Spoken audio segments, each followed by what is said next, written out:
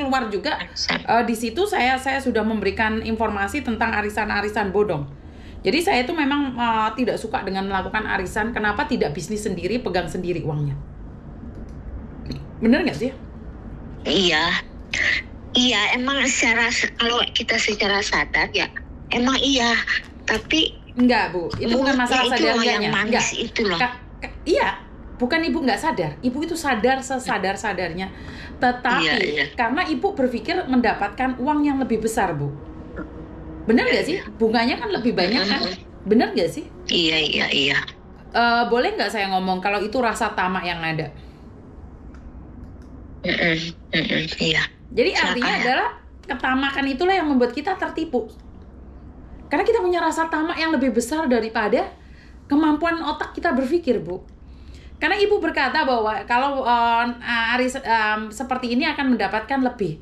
Yaitu orang-orang yang bisa menipu orang itu dengan cara apa? Dengan memberikan rasa kenyamanan dan rasa tamak yang berlebihan. Jadi bukan dia itu menghipnotis kalian atau apa, enggak. Karena kalian ingin memiliki sesuatu yang lebih, yang di luar nalar. Kita berpikirnya bahwa dengan bisnis seperti itu kita akan mendapatkan sesuatu yang banyak-banyak. Kan mikirnya dan sugih, Bu. Tetapi sekarang bayangin arisan itu tidak pernah ada orangnya. Dia satu orang plus ibu bawa orang, otomatis ibu yang bawa orang. Bener gak sih? Iya. Jadi karena bukan janji manis, ibu aja yang mau nelen manisnya. Kalau ibu berprasangka buruk, kalau memang sebagus itu, kenapa nggak ada orang ikut? Benar nggak sih? Kenapa cuma 10 itu aja? Artinya adalah kita dibiasakan untuk memiliki rasa tamak, ibu. Jadi para penipu-penipu itu memberikan umpan yang sangat manis. Nggak mungkin dong mereka memberikan umpan yang tidak manis dong. Benar nggak sih? Iya.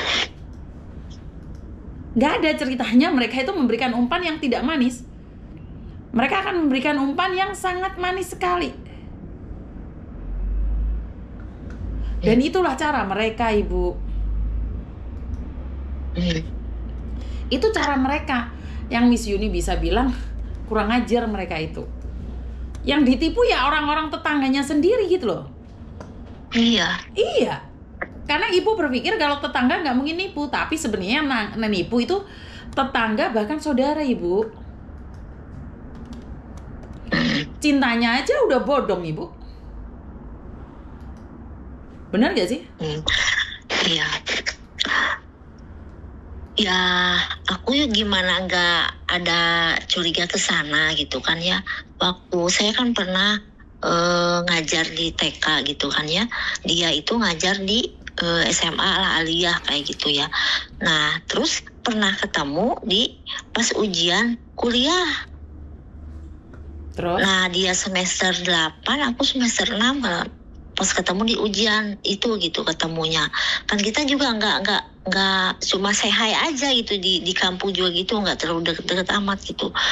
Ya cuma masa sih gitu kan orang yang punya pendidikan, apalagi dia guru aliyah gitu, masa sih kayak gitu kan?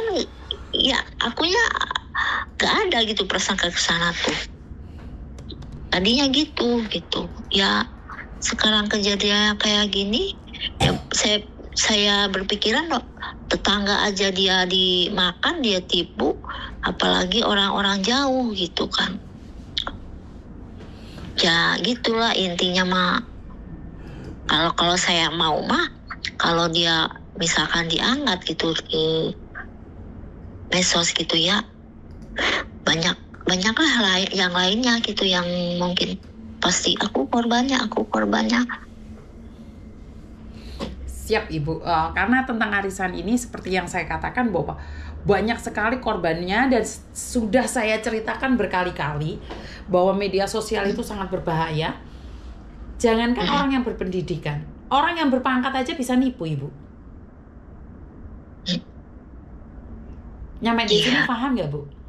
Ibu yang berpendidikan tinggi aja bisa ditipu, apalagi orang yang nggak berpendidikan. Berarti kan orang berpendidikan menipu orang berpendidikan, tetapi malah orang yang tidak berpendidikan itu malah yang selamat, Bu. Kenapa? Karena mereka nggak tamak. Aduh, saya tuh cuma lulusan SD dapat bisnis kayak gini, nggak mungkin lah. Akhirnya mereka nggak berpikir untuk bisnisan. Yang biasanya mudah tertipu adalah orang-orang yang berpendidikan tinggi, punya ilmu tinggi, nafsunya tinggi. Paham nggak maksud saya, Ibu? Iya. Orang yang nggak berpendidikan malah nggak kepingin apa-apa, Bu.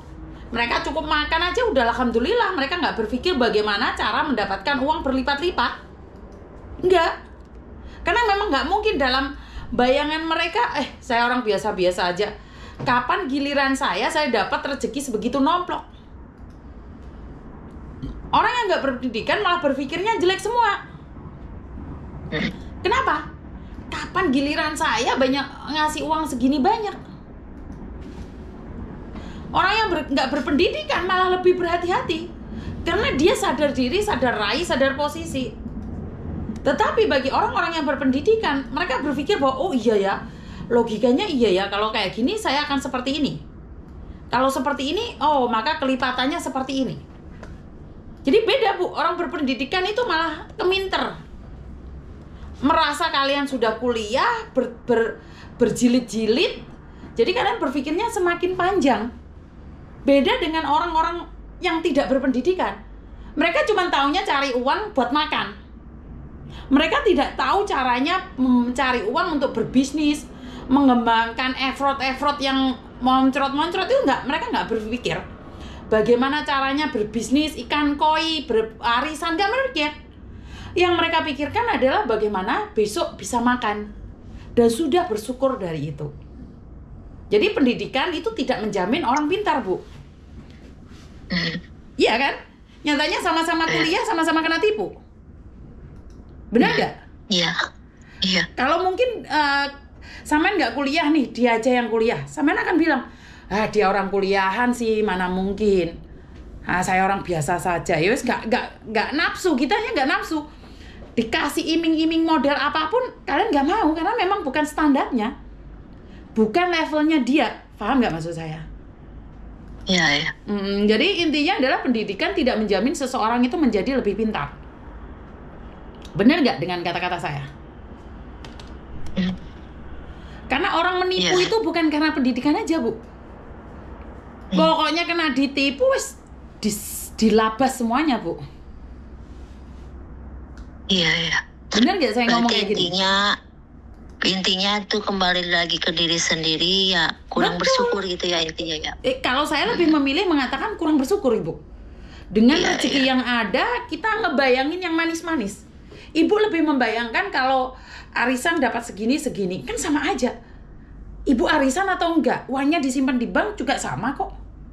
Emangnya kalau arisan nih, dapatnya lebih enggak kan? Ya karena rasa serakah. Karena kita merasa bahwa kita pinter, kita kuliah, pendidikan tinggi, orang lain tuh nggak ada yang pinter kecuali kalian. Akhirnya nafsunya menggebu-gebu, bukan? Karena nafsu, Ibu. Nafsu. Jadi kalau memang Ibu berpikirnya ya bisnis, kenapa sih orang-orang yang bisa terhindar dari penipuan adalah orang yang nggak punya nafsu besar, Bu. Orang-orang yang nggak kepingin memiliki sesuatu yang bukan miliknya. Kenapa orang-orang tertipu atas nama bea cukai? Karena dia berpikir dengan barang beli murah dikirim ke Indonesia dapat sesuatu yang lebih. Padahal enggak. Mereka yang akan ditipu bea cukai lah, paketan lah, nanti keluarganya dia panggil lah. Bener nggak? Ya intinya adalah ini akan saya sampaikan pada teman-teman. Cuman saya lebih ke arah edukasi agar tidak terpesona dengan janji-janji manis. Itu aja. Tidak peduli itu tetangga ataupun saudara. Bener nggak, Ibu? Setuju nggak? Iya benar. Jadi intinya cuma itu aja kalau menurut saya. Karena rasa tamak itulah yang akan menghamburkan waktu kita. Yang akan menyakiti kita itu apa? Rasa tamak dan serakah. Bukan hak milik kita, tetapi kita ingin memilikinya. Iya. Benar nggak, Ibu? Iya.